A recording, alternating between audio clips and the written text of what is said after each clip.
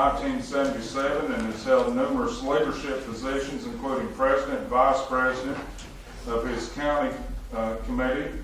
And he served on numerous Georgia Farm Bureau commodity advisory committees. He's been involved in everything that Farm Bureau has to offer, just about. And he also served as a member of former Governor Sonny Perdue's Agriculture Advisory Council. In addition to his Farm Bureau leadership, Duvall is the past chairman of the Greene County Board of Commissioners and is a member of the Association of County Commissioners in Georgia. He served on the Rail EMC Board of Directors for 16 years. He's a member of the Greensboro Farmers Bank Board of Directors and a member of the Greene County Chamber of Commerce.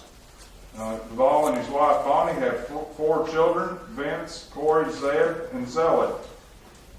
Mr. Duvall, welcome.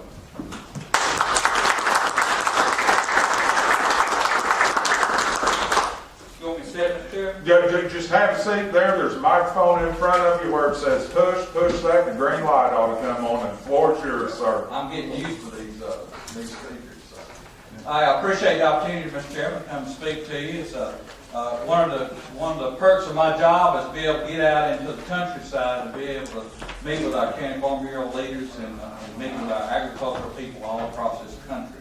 So I thank you for the opportunity to come and speak to you. So let me say thank you to Arkansas for what you do for American agriculture. And I know in the seats that you sit in, I have some really good friends back home in Georgia that sit in the seats you sit in. They're wonderful friends, and they keep rural Georgia alive. So I know the important part that you play in this state, and we want to thank you, salute you for your service. American Farm Bureau is an extension of our county and state farm bureaus, and we're there to be advocates for agriculture. And at the national level, we deal with a lot of different issues. But before I tell you that, I want to tell you a little bit more about myself. You read that pedigree that he just read up there, and it says, well, he didn't have much time to farm. He was too busy out doing other things. But my dad told me early on that you had to give back to the community that does so much for you. And I, like you, decided I best stay outside my fence rows and try to be part of that community. So that's where I spent that time. But it taught me a lot of things. It taught me how to deal with people. But being on the farm taught me how to be a really good human being. And I say that because I come from animal agriculture, and I read all the reports and hear all the rhetoric across our country about how people think we abuse our animals, and it just really bothers me so bad because my animals meant so much to me. They still do today. I absolutely love a cow, and I would not do anything to hurt one of those creatures. My dad told me the more you do for them, the more they'll do for you, and they do that in making your living, but they also do it in love. And so to read the things that I read, it just really upsets me.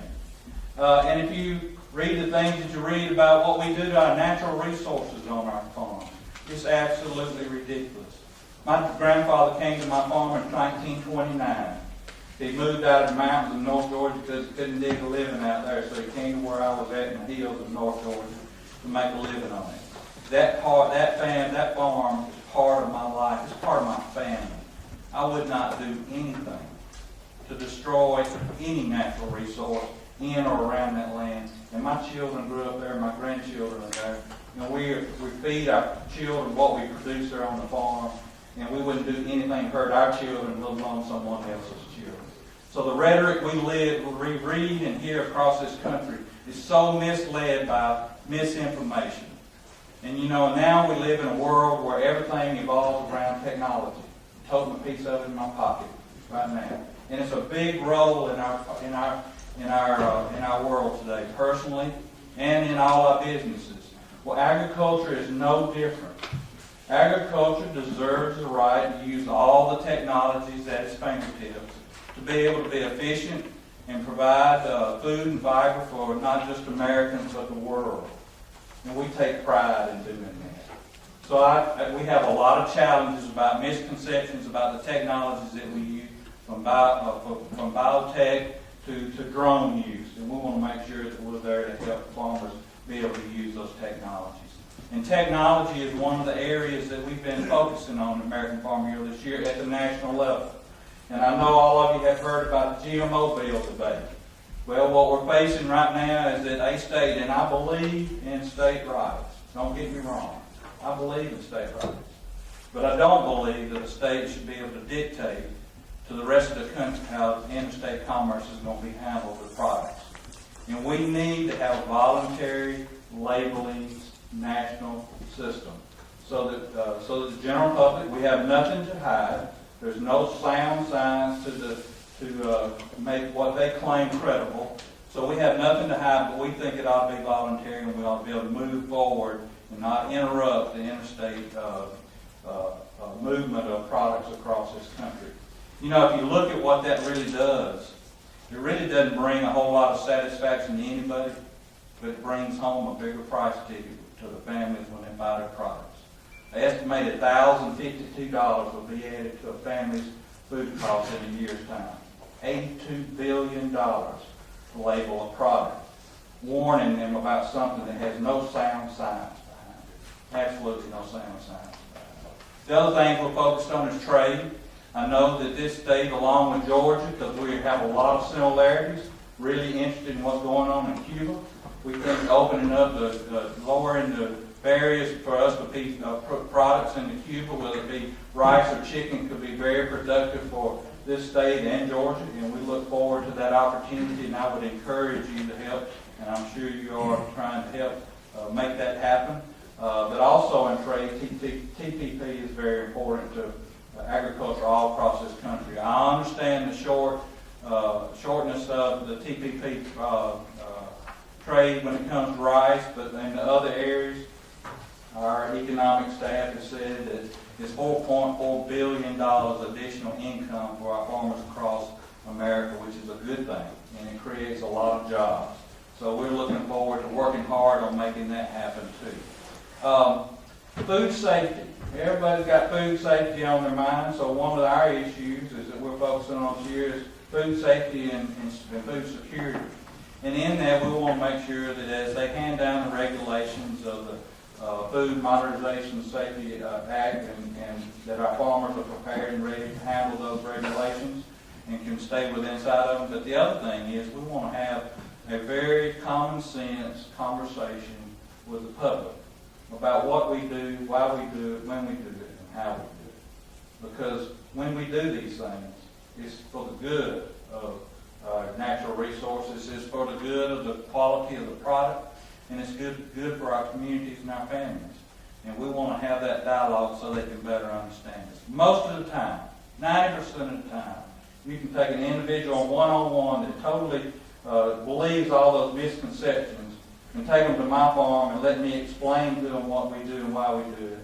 And most 90% of the time they'll walk away saying, I understand now. I wish someone had told me the truth a long time ago. So those things are the things that we are focusing on. But the last one I want to talk to you about is regulation. As you know, the Waters of the U.S. Issue that came out from EPA and the Corps of Engineers to put a new ruling out that would redefine the word navigable in the Waters of the U.S. Act.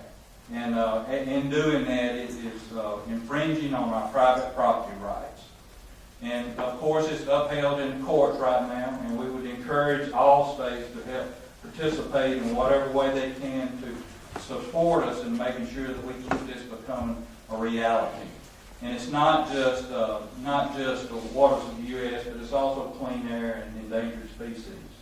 Those three pieces of legislation, even though when they were passed were really good pieces of legislation, for goodness sake, when I was a young man, I remember a river in Ohio on fire. We needed those pieces of legislation.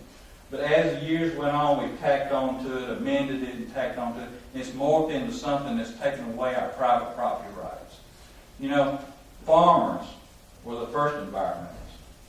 Farmers are there to take care and also grow crops that are also going to be habitat for wildlife. We are the ones that take care of the land. The good Lord gave us that responsibility, early on in the first few days that we had to take care of the land and the animals. And we take pride in that. So I encourage you to help us in any way you can from a state level to offset some of those regulations that are hitting our farmers hard. Farm economy is in a very difficult time.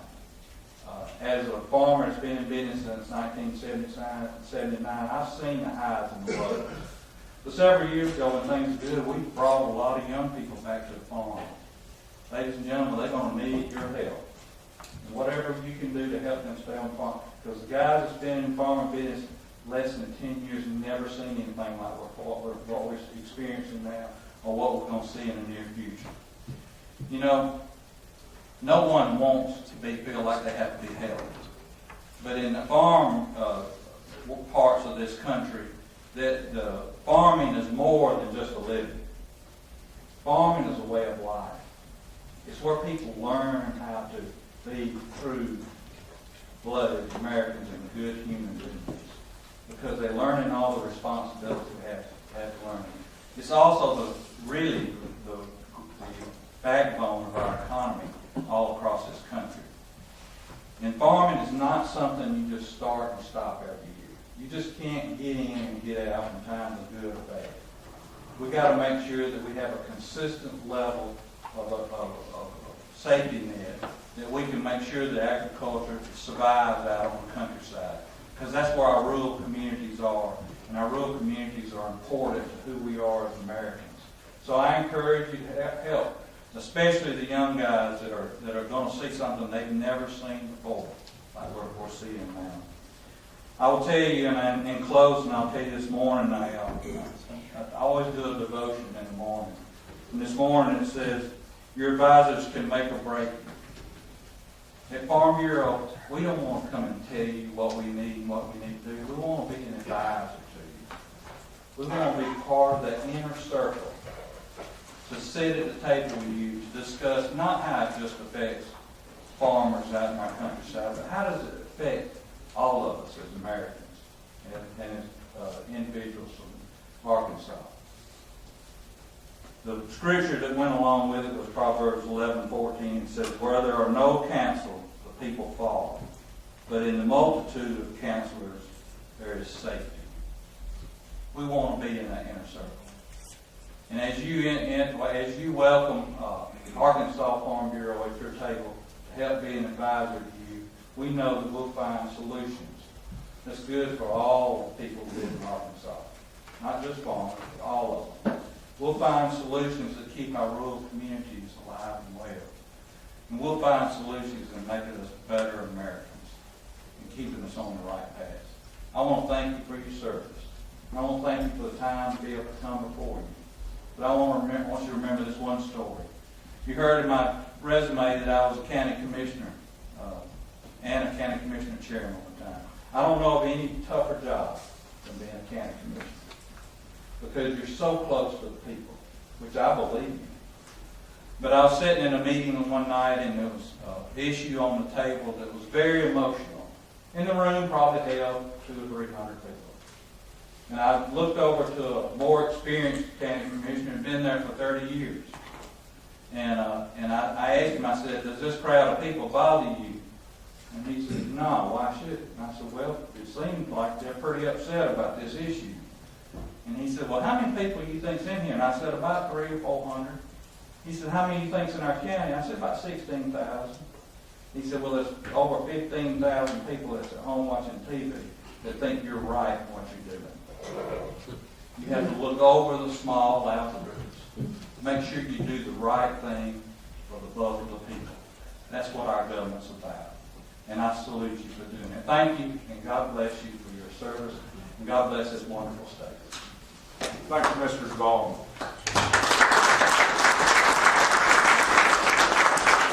If you stay in Arkansas long enough, we'll have you call the hogs before you go back to Georgia. My wife and I are big dog fans, and that's not far from being a hog fan. There you go. Thank you. All right, committee, next item on the agenda, actually it was the first I got to have myself, was approving the minutes of the last meeting. They were sent out to you. Did I hear a motion? Second. So moved. All right. All in favor signify by saying aye. Aye. Motion passes. All right. Next, we've got some remarks by Miss Becky Keogh, the Director of the Arkansas Department of Environmental Quality. Miss Becky, come speak to us, ma'am.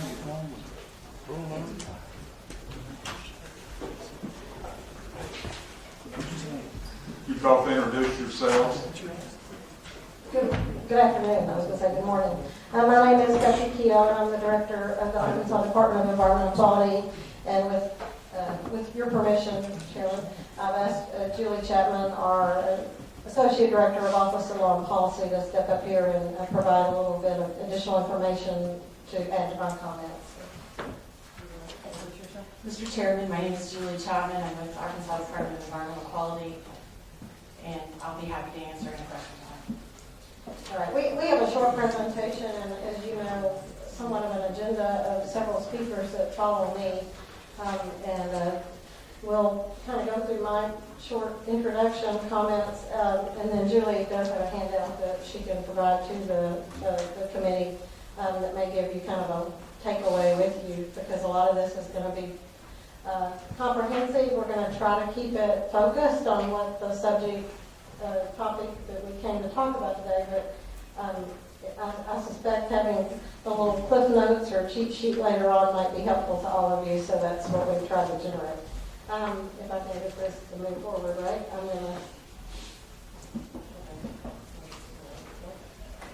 What's the magic word to make it move Technical forward? difficulties. Well, There we go. Okay, well, just to...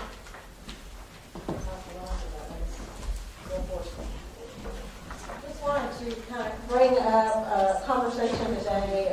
I know we've had several meetings, and you may have seen several news articles, but to frame today, I think we jumped ahead now. Okay, we'll get it right. Framework. Framing our conversation today, we wanted to mention that we have requirements in Arkansas under the Clean Water Act, and you heard the previous speaker speak to the value of some of those federal regulations. But part of, we want to go through just a requirement that exists currently in federal law that calls on our agency, among other states, to do what we call is an integrated water quality assessment report. And to get technical, it's called a 305B and 303D report, if you hear that. But it's due April 1st of every even year. So we're in 2016, and we're coming close on April 1st. So we wanted to kind of help you understand what this process is and what it means to Arkansas specifically. We felt like it was important to give you some takeaway messages of our process as you go back to your communities and explain the process as it affects Arkansas. There's been some comments and concerns on a proposed listing that we put out for public comment approximately a month ago. We've had a comment period, we've extended it, and there were some concerns particularly raised around the Buffalo watershed. We wanted to speak to that a bit. As a result, not only of the comments, but just in our focus as we try to integrate a higher level of science in our decision making as called on by the governor, we began what we call a data integrity review. This was kind of like a measure twice, cut once approach that we put a proposal out. We wanted to go back and verify based on comments and verify on our own assessment protocols that we are going to submit the appropriate document to EPA. Based on that, we believe then we can submit a report that is based on qualified data and approved assessment methodologies. And those have been made publicly available, so we want to make sure that we follow the rules and the guidelines that we told the public that we would follow, as well as the federal government. We want to talk a little bit today about initiating some action around the Buffalo watershed, what we're calling a collaborative approach to a beautiful Buffalo. We'll talk a little bit more about that, and that's really with respect to the entire watershed. And then we also wanted to talk about the fact that regulation can follow some of these reports, and we want to speak to how that regulation occurs and what What we hope that this alternative approach, this collaborative approach, will help us avoid any kind of unnecessary or counterproductive regulation going forward. So first of all, what you're going to hear in 3 main points is what is the rules require us to do. Second, what kind of comments have we had specifically around 3 creeks. And we'll show you a map if you don't know where these creeks are, but Mill Creek, Bear Creek, and Big Creek. These are all 3 tributaries to the Buffalo River. And then how do we believe as an agency and as leaders for Arkansas environmental quality that we can go about addressing concerns about pollutants in the watershed. So first, how do we develop the list? We compile a qualifying data set. We analyze the data. We are very somewhat of a technical agency, and so this is part of our daily work. We take this process and we make all this review public. And then we apply this qualified data to a set of standards which have been approved not only here by the legislature, by our commission, but approved by EPA, called Regulation Number 2. So we're going to, that's one step. How extensive is the data set that we use in this process? There's been some question called whether we've considered all the necessary data. In fact, the rules require us to consider not only data that we generate as an agency, but data that is submitted to us. So we put a call out earlier this year for any data sets that would be relevant to this analysis for 2016. In the 2016 proposal, we have now considered more than 580,000 data points in coming up with our recommendations and more than 10,000 stream miles assessments. We also have brought in from outside AEQ more than an additional 420,000 data points that have been generated by 24 different entities across the state. And this represents the outside data set that we brought in and considered. We first evaluate to see if it's qualified, if it meets the requirements of the assessment methodology, but we also look to see if it will help us inform a better decision and a better recommendation as we generate this assessment report. So as you can see, we have 24 entities that range from government to academia to private sector sources, and they cross the state in terms of what watersheds and what streams that data may be generated on. So I wanted to mention how we perform that proper assessment, which is very important that we do it properly because it generates several next steps that we're going to talk about in a minute. But the proper assessment does require us to use the criteria for that's set forth in our regulation. Number 2, it's also important to properly analyze the data according to our assessment methodology. So, for example, one sample would not trigger necessarily a listing on what we would call our impaired list, or in some states called the dirty water list. We don't call it that here, but another state we use that reference. And so we want to ensure the data, though, also in the appropriate current period of record, because this is a regulatory process that we're providing this listing to EPA for their review and concurrence. And we'll talk about the review of record, but it's a 5-year look back. Although we're submitting an updated list every 2 years, we look at a 5-year period, which actually ended in March of 2015. So any data that we're looking at right now for this report would have been collected up through March of 2015. We also consider more recent data, but we do that in response to what appropriate studies we want to perform in the next 2 years to better prepare us for the next listings. So how do assessments inform the listings? As we mentioned, we take the data, we go through our assessment methodology and our regulation, and we end up with several categories that a stream or a water body can be categorized in. Of course, our ideal goal is that all our streams, which unfortunately they don't, fall under what we call Category 1, which says that they attain all water quality standards that are appropriate for that stream. There is a Category 2, which is not used very often by states in this region, and so I skipped over it, and we've got some information in the handout that tells you a little bit more about that.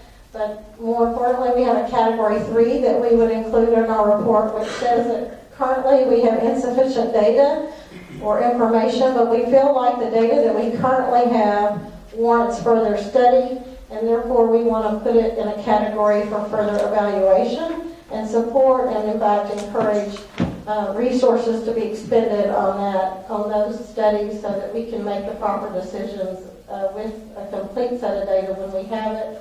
And then finally, if we have a complete set of data as required, and it shows that we do not meet a standard or more than one standard, it would be put on what we call the category 5, or what most people call the 303B list. There is a category 4, and again, this is referenced in our list. We've used it a little bit. Normally, category 4 means you're already in the process of doing work. You've had an impairment, you put it on the category 5 list, you've done some work, and so therefore, as your work continues, you move it from category 5 back to category 4, saying that work is already underway, or a plan is in place that we believe will take that stream back into attaining the standard. So we can talk about that, because that may be an approach as we go forward on certain streams. Anyway, what happens if you get on, quote, the dirty list, or the category 5 list, the 303D list, whatever you want to call it, you're impaired?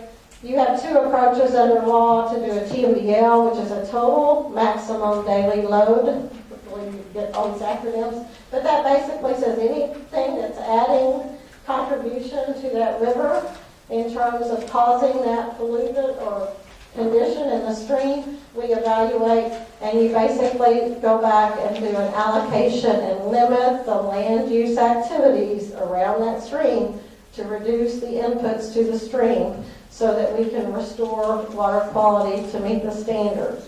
It can be a regulatory process, or it can result in a non-regulatory process, and we'll talk about that. There's also an option to pursue an alternative approach, and we're talking some about that today, perhaps maybe even ahead of a TMDL, or to prevent a TMDL maybe make it a final step as opposed to an initial step. But we do work with EPA to determine which is the most effective tool for each stream. Each stream has its own specific conditions, and we don't want to use one size fits all in this process. So let's talk about the concern of area that we talked about, these streams. If you're familiar with the Buffalo River, this map shows you in blue the main flowing stream of the Buffalo River as it flows freely through Arkansas. It is a precious resource to Arkansas, and it is a natural, obviously a national resource as a national scenic riverway, the first being designated ever in the country. We want to protect the stream, and we find that in fact that stream does meet all standards. There has not been any conversation about that stream not meeting standards. So we want to be clear that this stream is meeting all water quality standards. There have been questions raised about the 3 tributaries, specifically Mill Creek, Big Creek, and Bear Creek, about standards and whether they achieve all the standards. Specifically in Mill Creek, there's been some data presented to us around E. coli, which is a bacteria that can be found in streams and can come from various sources, including agriculture, but also can come from domestic or other land uses. We also have some questions about dissolved oxygen levels. That would be a situation where you might have stormwater runoff or nutrients coming off of a farm, or perhaps another source that would somehow reduce the oxygen level in a stream so it makes it difficult to maintain a fishery. So there was a question about whether the dissolved oxygen levels are being maintained at an adequate level in Bear Creek. And then lastly, Big Creek, which I know many of you have heard of because it happens to be where the C&H Hog farm sits. Big Creek is being questioned about readings that have been gathered by various sources on both E. coli and dissolved oxygen. And you're going to hear some data reports on that. They're asking us to consider this data and have recommended that certain listings be made based on not our assessment methodology, but reasoning that they've used